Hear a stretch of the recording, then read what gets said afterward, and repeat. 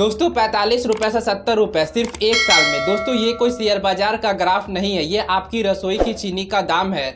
पिछले साल आज के दिन यानी कि दोस्तों 23 अगस्त को चीनी 45 रुपए किलो मिल रहा था और आज 59 रुपए तो कहीं कहीं तो 70 रुपए। और यही नहीं दोस्तों, पैकेट वाली जो ब्रांडेड चीनी मिलती है वो तो 80 को पार कर चुकी है। और अगर आपको लगता है कि ये धीरे धीरे हुआ है तो सुनिए, सिर्फ एक महीने में यानी कि दोस्तों 23 जुलाई को यही चीनी 51 रुपए किलो मिल रही थी। एक महीने में यानी कि 19 रुपए का उछाल आ चुका है। महाराष्ट्र के कोल्हापुरी की मंडी में जहां से देश की थोक चीनी तय होती है, अगस्त की शुरुआत से ही अब तक दाम में करीब 20% की बढ़त हो चुकी है। यह मामूली उतार चढ़ाव नहीं है दोस्तों, यह सीधे सीधे आपकी जेब पर बड़ा वाला हमला है। और अगर आप सरकार से पूछिएगा तो आपको पता है जवाब क्या मिलेगा। जवाब ये मिलेगा। आम लोग काफी प्रभावित होंगे सर, चीनी के रेट बढ़ने से आम लोग काफी प्रभावित होंगे। ऐसे भी चीनी लोग कम खा रहे हैं, लोग सबको तो आजकल बीमारी हो गया, मिठाई उठाई कम खाते हैं। आजकल तो सब डायबिटीज के शिकार हो रहे हैं। तो मैं समझता हूँ कि चीनी के दाम के बढ़ोतरी से कोई फर्क पड़ने वाला नहीं। भैया चीनी से तो बीमारी होती है, कम खाइए। वह जी वाह, तो फिर सरकार चीनी का आयात क्यों कर रही है? अगर चीनी सेहत के लिए इतनी खराब चीज है तो उसे रोकना चाहिए था ना। बाहर से मंगवाने की क्या जरूरत पड़ जाती है? और बीमारी की दलील देकर महंगाई को सही ठहराने वाले यह बताइए कि जिन लोगों ने चीनी छोड़कर गुड़ खाना शुरू कर दिया था, उस गुड़ का भी तो दाम 50 रुपए से बढ़कर अब 60 रुपए किलो कैसे पहुंच गया है? क्या गुड़ भी अब अचानक से बीमारी फैलाने लगा है क्या? चीनी महंगी क्यों हुई है, इसका जवाब सीधे क्यों नहीं मिलता है? यही असली आज का दोस्तों मुद्दा है। आइए हम वीडियो को शुरू करते हैं और वीडियो को लास्ट तक आप लोग देखिएगा। लेकिन उससे पहले आपसे एक रिक्वेस्ट है कि चैनल पे नए हैं तो वो सब्सक्राइब वाली बटन दबाइए और वीडियो को लाइक करिए। और आइए देखते हैं कि दोस्तों आज का यह पूरा मामला है क्या। अब दोस्तों मैं आपको यहीं पर यह भी बता दूं कि जून में ही रॉयटर्स के एक पत्रकार राजेंद्र जाधव की एक रिपोर्ट आई थी। भारत में चीन का उत्पादन घट रहा है, वजह अल नीनो यानी कम मानसून बताया गया था। सरकार भी दोस्तों यही कह रही थी। उपभोक्ता मंत्रालय का बाकायदे बयान भी आया था कि इथेनॉल का इससे कोई लेना देना नहीं है। ज़्यादा बारिश की वजह से गन्ने की फसल में रेड रॉट और टॉप बोरर जैसी बीमारी लग गई है, इससे उत्पादन गिरा है। ठीक है, मैं मान लेता हूं कि यह हो सकता है कि मानसून की मार हो, लेकिन फिर ये बताइए कि 2016 और 2017 में भी अल नीनो की वजह से आयात करने पड़े थे। लेकिन दोस्तों जब जून में ही रिपोर्ट आ चुकी थी कि हालात बिगड़ रहे हैं तो सरकार तब क्या कर रही थी? तब सो रही थी क्या? अब दोस्तों हम लोग इसका दूसरा परत खोलते हैं। रॉयटर्स की ही एक ताज़ा रिपोर्ट कहती है कि इस सीजन में करीब 30 लाख टन चीनी के बराबर गन्ना इथेनॉल बनाने में खपा दिया गया है। ऑल इंडिया डिस्टिलर्स एसोसिएशन के आंकड़े के मुताबिक पिछले साल 720 करोड़ लीटर एथेनॉल बना, जिसके लिए 1.33 करोड़ टन अनाज के साथ साथ करीब 25 लाख टन चीनी बनाने लायक गन्ने का सीरा भी खपा दिया गया था। यानी जो गन्ना आपकी चाय में मिठास घोल रहा था वही किसी के गाड़ी के टंकी में अब उतर गया है। और दोस्तों मैं आपको यह भी बताऊं कि टाइम ऑफ इंडिया की 19 अगस्त की रिपोर्ट में मुंबई के इलाके में एक हफ्ते में चीनी 8 रुपये महंगा होने की खबर आई है। वजह गिनाई गई है गिरती सप्लाई, बढ़ती मांग और इथेनॉल से बढ़ता गन्ने का इस्तेमाल। जयराम रमेश का दावा है कि बीते 3 महीने में 25 लाख टन चीनी लायक गन्ना इथेनॉल में चला गया है, जिससे चीनी 48 रुपये से 67 और गुड़ जो है वह 50 रुपये से 65 रुपये किलो पहुंच गया है। चावल जो है वो 16% और मक्का का आटा जो है वह 11% महंगा हुआ है। लेकिन दोस्तों अब हम लोग दूसरी तरफ देखें तो चीनी उद्योग का अपना संगठन इस्मा, Indian sugar and bio energy manufacture association कह रहा है कि देश में चीनी की कोई कमी नहीं है, मिलों के पास पर्याप्त स्टॉक है और यह सिर्फ सट्टेबाजी से बढ़ी हुई कीमत है। तो अब आप ही तय कीजिए कि अगर स्टॉक पर्याप्त है तो दाम रातों रात इतने क्यों बढ़ गए हैं? और अगर सिर्फ सट्टेबाजी थी तो सरकार को 10 लाख टन चीनी बिना ड्यूटी के मंगवाने की नौबत क्यों आ गई है?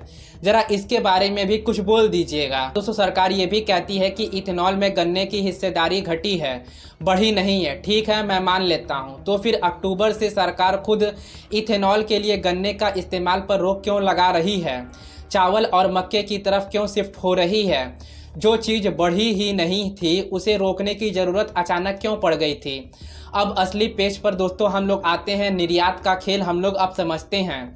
दरअसल दोस्तों नवंबर 2025 में जब उत्पादन घटने के संकेत मिलने लगे थे तब भी सरकार ने 20 लाख मैट्रिक टन चीनी निर्यात करने का फैसला लिया और इससे किसानों के फायदे का फैसला बताया गया था। फरवरी 2026 में जब गन्ने से रस निकलने का सीजन चल रहा था तो फिर पहले से मिली 15 लाख टन की अनुमति के रूप में 5 लाख टन अतिरिक्त निर्यात की छूट और दे दी गई।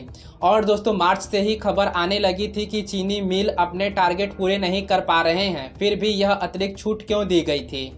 इकोनॉमी टाइम की रिपोर्ट में चीनी उद्योग के एक वरिष्ठ अधिकारी का बयान छपा है कि 2026 की शुरुआत से ही खतरे की घंटी बज चुकी थी।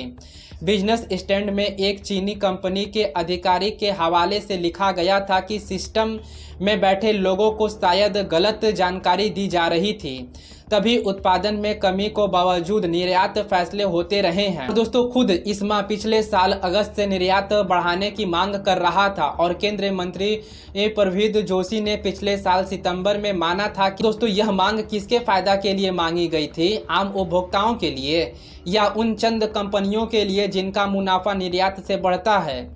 यह हिसाब लगाना पाना दोस्तों थोड़ा मुश्किल लगता है। और दोस्तों मैं आपको यह भी बता दूं कि 13 मई को विदेशी व्यापार महानिदेशालय ने आदेश जारी किया कि 30 सितंबर के बाद निर्यात बंद कर दिया जाएगा। यानी मई में ही सरकार को अंदाजा मिल गया था कि हालात बिगड़ने वाले हैं। मई से जुलाई तक पूरे 3 महीने सरकार घरेलू सप्लाई संभालने के लिए क्या करती रही है, कुछ खास नहीं, और नतीजा आज आपके जेब पर पहुंच गया है। दोस्तों यह सिर्फ चीनी गुड़ तक सीमित नहीं है। दैनिक भास्कर की रिपोर्ट के मुताबिक इथेनॉल बनाने में इस्तेमाल हो रहे खराब अनाज की वजह से पशु आहार 8 से 10% तक महंगा हो गया है। सीधा असर पड़ा है दूध और अंडे पर, दोनों 5 से 10% तक महंगा हो गया है। यानी सिर्फ चाय की मिठास नहीं बल्कि बच्चे के दूध का गिलास और नाश्ते का अंडा भी महंगा हो गया है।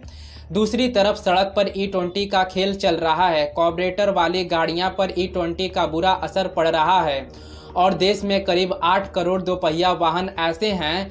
यह बात खुद सरकार के मुख्य आर्थिक सलाहकार अनंत नागेश्वर ने 17 अगस्त को इंडियन एक्सप्रेसवे में लिखे अपने लेख पर मान लिया है। और दोस्तों नतीजा ये हुआ है कि मार्च में प्रीमियम पेट्रोल की बिक्री सिर्फ 4% थी, जो अब बढ़कर 12 से 14% हो गई है। लोग अपनी गाड़ी और माइलेज बचाने के लिए 110 रुपये से 115 रुपये लीटर का प्रीमियम पेट्रोल भरवाने पर मजबूर हो गए हैं। जिसकी बाइक खराब होने का डर है वह ज़्यादा पैसा देकर अपनी ही मजबूरी की कीमत चुका रहा है। और दोस्तों ठीक यही नितिन गडकरी की बात भी सुन लीजिए। वे कहते हैं कि E20 से किसी गाड़ी के खराब होने की एक भी शिकायत नहीं आई है। और दोस्तों ठीक उसी वक्त सरकार के अपने मुख्य आर्थिक सलाहकार मान रहे हैं कि 8 करोड़ दोपहिया वाहन कार्बोरेटर पर चलती है और उन्हें नुकसान हो सकता है। दोनों बात एक साथ तो दोस्तों सच हो नहीं सकती है। या तो शिकायत दर्ज नहीं हो रही है या फिर सुना नहीं जा रहा है। और दोस्तों जिसकी बाइक का माइलेज घट गई है, जिसे बार बार पेट्रोल भरवाना पड़ रहा है, उसका नुकसान कौन भरेगा। और दोस्तों PIB का 10 जुलाई का दावा है कि 2014 से 2015 के बीच का क्रूड ऑयल आयात घटने से करीब 1.97 लाख करोड़ की विदेशी मुद्रा बची है। मगर खुद सरकार के मुख्य आर्थिक सलाहकार का आकलन कहता है कि क्रूड ऑयल बिल में सिर्फ 3 से 4% का ही फर्क देखने को मिला है।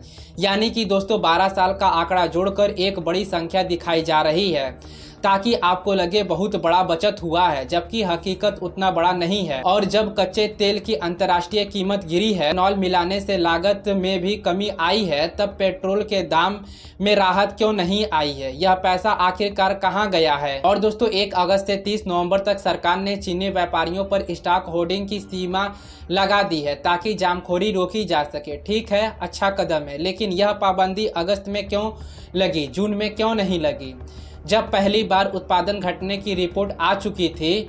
अब जरा हिसाब आप लगाइए दोस्तों। देश की जनता की बचत पहले से 2 दशक के सबसे निचले स्तर पर है। 80 करोड़ लोग मुफ्त अनाज पर जिंदा हैं। ऐसे में रसोई का बजट भी बिगड़ गया है, दूध अंडा भी महंगा हो गया है, पेट्रोल का खर्चा भी बढ़ गया है। तो यह मार किस पर पड़ रहा है, आप पर, मुझ पर या हम सब के जेब पर पड़ रहा है। 20 अगस्त की रात सरकार ने फैसला लिया कि 10 लाख टन चीनी 31 अक्टूबर तक बिना ड्यूटी के आयात होंगे। दोस्तों अगली ही सुबह 21 अगस्त को चीनी बनाने वाली कंपनियों के शेयर 5% तक टूट गए। एक फैसला और एक तरफ निवेशक को झटका, दूसरी तरफ उपभोक्ताओं की जेब पर बोझ।